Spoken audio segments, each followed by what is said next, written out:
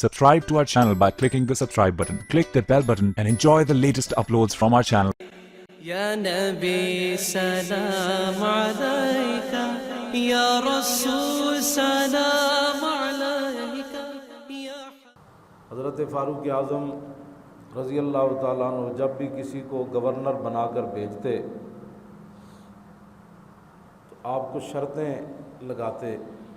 آپ فرماتے کہ میں تمہیں گورنر بنا کر بھیج رہا ہوں لیکن تم نے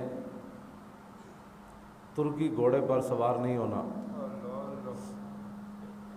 باریک لباس نہیں پہننا، چھنا ہوا آٹا نہیں کھانا،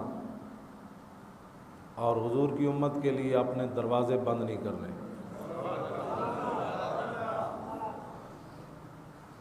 پھر آپ فرماتے کہ میں تمہیں نبی علیہ الصلوۃ والسلام کی امت کے بالوں، یعنی بال جو ہیں یہ بال، اور حضور کے امت کے جسموں پر حاکم بنا کر نہیں بھیج رہا. یعنی حضور کی امت کے بالوں کو پکڑ پکڑ کر تم مارو اور گھسیٹو انہیں اور پھر ان کے جسم جو ہے ان پر کوڑے برساؤ. میں تمہیں اس لیے گورنر بنا کر نہیں بھیج رہا. تیسری بات آپ فرماتے کہ حضور کی امت کو کبھی بھی اکٹھا بیٹھ کر فارغ نہیں رہنے دینا. یہ ہدایات تھیں فاروق اعظم کی اپنے گورنروں. اب ان میں سے کون سی چیز ہے جو ترقی کی راہ میں رکاوٹ ہے؟ آپ فرماتے کہ ترکی گھوڑے پر سوار نہیں ہونا. جب ترکی گھوڑے پر کوئی سوار ہو جائے گا حکمران تو نیچے والوں کو تو کیڑے مکوڑے سمجھے گا. جو پیدل چل رہے ہیں وہ تو ویسے ہی مارے جائیں گے، اور جن کے پاس سواریاں کم ہیں وہ پھر گورنر کو دیکھ کر حرام حلال کی تمیز چھوڑ دیں گے. اور فرمایا کہ پھر تم نے چھنا ہوا آٹا نہیں کھانا.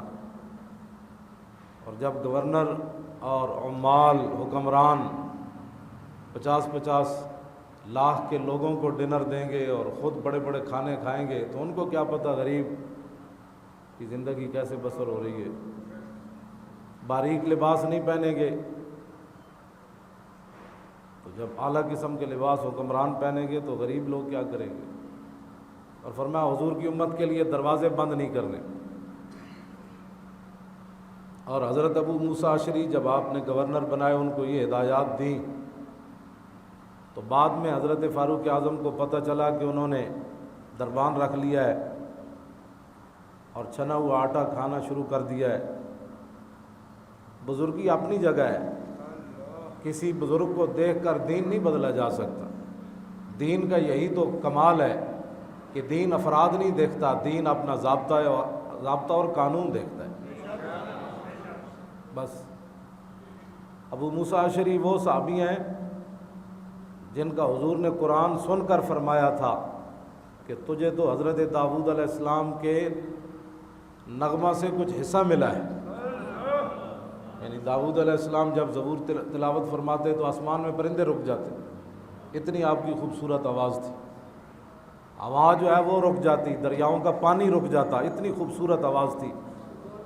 تو میرے آقا و مولا نے جب ان کا قرآن سنا رات کے وقت تو صبح حضور نے فرمایا کہ یار تجھے تو داؤد علیہ السلام کے گلے کا کچھ حصہ ملا ہے، نغمہ داؤد. عرض کی حضور آپ کو کیسے پتہ چلا؟ تو آپ نے فرمایا کہ جب تو رات قرآن پڑھ رہا تھا تو میں تیرے پیچھے کھڑے ہو کر سن رہا تھا. تو عرض کی اگر مجھے پتہ ہوتا نا آپ میرا قرآن سن رہے ہیں لقد حبرت تحبیرا، تو پھر میں اسے اور بنا سوا کر پیش کرتا جناب کے سامنے. یہ اتنی شانوں کے مالک ہے.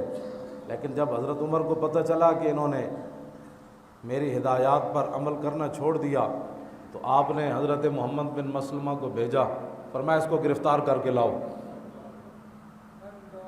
تو حضرت فاروق اعظم نے ابو موسیٰ اشعری کو گرفتار کرا کے مدینہ پاک لائے اور آپ نے فرمایا کہ یہ کام کرتے ہو؟ تو پاناما لیکس والے تو تھے نہیں جو جھوٹ بولتے. سارا کچھ کھا کے پھر کہتے نہیں اسی کچھ نہیں کی، سارا کچھ لٹ کے پھر کہتے اسی کچھ نہیں کیتا.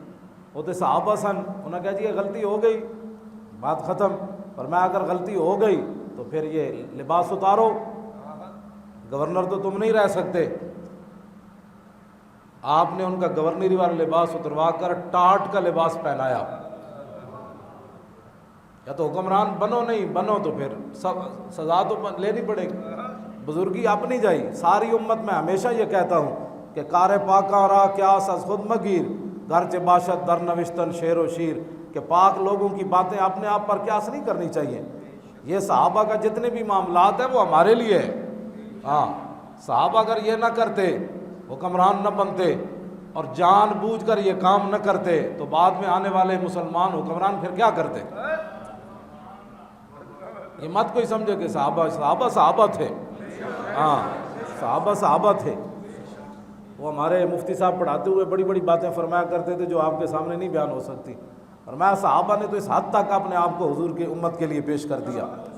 یہ نہیں تھا کہ کوئی صحابہ ان باتوں، صحابہ تھے بس، وہاں تصور بھی نہیں ہے۔ یہ صرف ہمارے لیے تھا کہ بعد میں حکمران اگر کوئی غلطی کرے تو کیا اس حکمران کو حکمران ہونے کی وجہ سے معاف کر دیا جائے گا؟ یا بڑے خاندان کا آدمی ہو، یا بڑے عہدے کا آدمی ہو، یا پیسے والا ہو، یا غنڈہ ہو، یا بدماش ہو، تو کیا اس کی بدماشی کی وجہ سے اس کو معاف کر دیا جائے گا؟ اس کے پیسے کی وجہ سے اس کو معاف کر دیا جائے گا؟ یہاں صحابیت آڑے نہیں آئی۔ فرمایا حضور کی عزت شریعت کا جو قانون ہے آپ پیش ہو۔ آپ نے کیوں گھوڑا رکھا؟ ترکی گھوڑے پر آپ کیوں سوار ہوئے؟ نے کہا جی ہوا ہوں۔ فرمایا چلو آپ لباس اتارو۔ ٹاٹ کا لباس پہنا کر حضرت فاروق اعظم نے ڈنڈا ان کے ہاتھ میں پکڑایا اور بیت المال کی 400-500 بکریاں اور اونٹ آگے لگائے۔ فرمایا جاؤ جا کر ان کا چراؤ۔ جب آپ نے تھوڑی سی جھجک محسوس کی نا تو فاروق اعظم نے تاریخی جملہ فرمایا پریشان ہونے کی ضرورت نہیں، یہ تو میرے آقا و مولا کی برکت ہے، تم گورنر بنے ہو، تمہارے باپ دادا یہی کام کیا کرتے تھے۔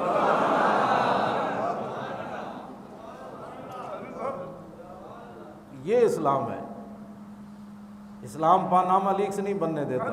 اسلام تو گھوڑے پر رات کو کوئی سوار ہو صبح پکڑ لیتا ہے اور اسمبلیوں میں جا کر جھوٹ نہیں بول رہا، نہیں جی یہ میرے دادے کا کمائی تھی تو یہ میرے پردادے کی کمائی تھی۔